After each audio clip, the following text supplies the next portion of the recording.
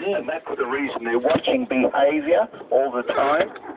mcrumb. Because they're sort of colonial, or they get together, as soon as they see one bird doing that, they say, oh, Charlie's found a fish or something, and so they will all come in. And you often see one bird might be there, gets a chip, and within moments they're all there. There are 20 of them there. Yeah, but the War Office does a very good angry seagull impression when she's got her dander up.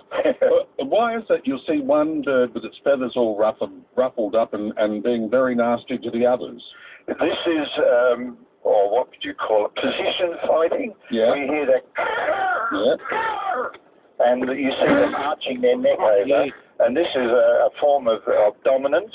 It's like when you watch hyenas or whatever coming into a kill, the dominant males will be the ones that have the first choice, and then there's the order of the pack, and so the poor old weakest one is the last one to get into it. And it's the same with the gulls.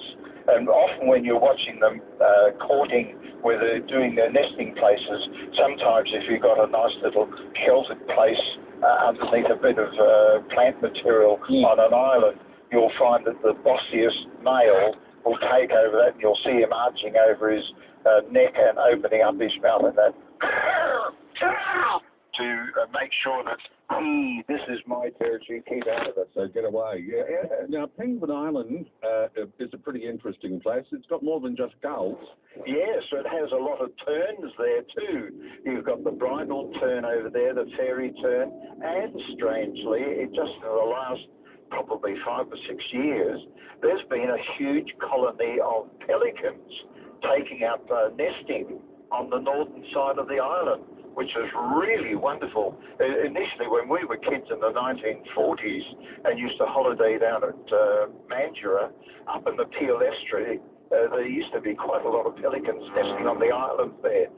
And in those days, of course, everyone rowed their boat around, so there wasn't all the noise. But now that they've got motorboats going and everyone's got an outboard motor, this is disturbing to them.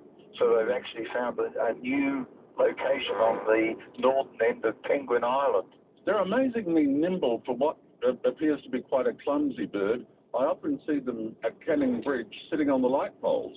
Yes, they have very, very good. In fact, have you ever seen them literally skimming the water as they're flying over water? They're really wonderful. Yes. And their ability to actually land on a very small thing. By the way, Ian, do you know something strange about their feet? No. They have 4 webbed toes.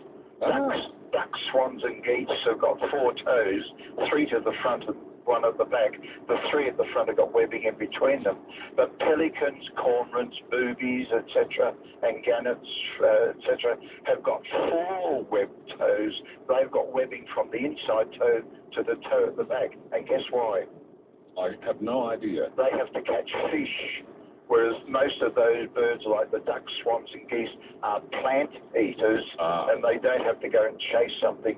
So they only have to be able to swim, whereas the pelicans and the cormorants, etc., have to actually catch fish. And to do that, you've got to be a bit faster than just being able to swim. Certainly got to be nimble. They've got interesting kidneys, Slim tells me. Yes, this is one of the odd things out. You know how if we drink salt water, it'll kill us if we've got no alternative, because our kidneys just simply can't get rid of the salt.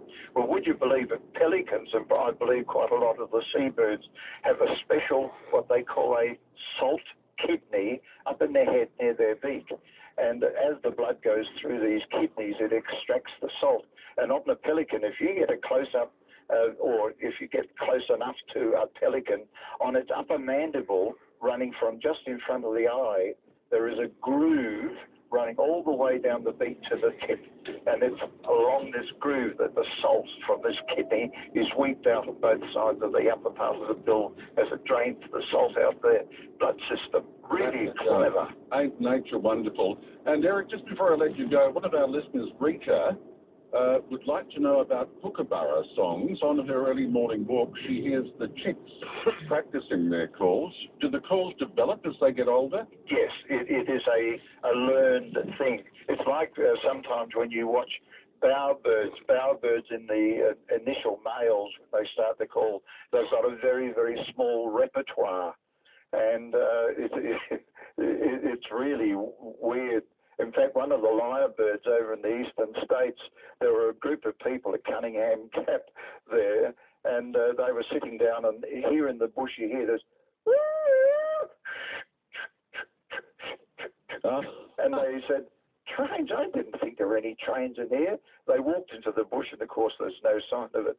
And of course it was only later they found out that this bird had heard a steam train somewhere else. And this is actually passed on from parent to child, and the children learn these clever things. It's just amazing. I think I've heard a cockatoo doing a mobile phone ring.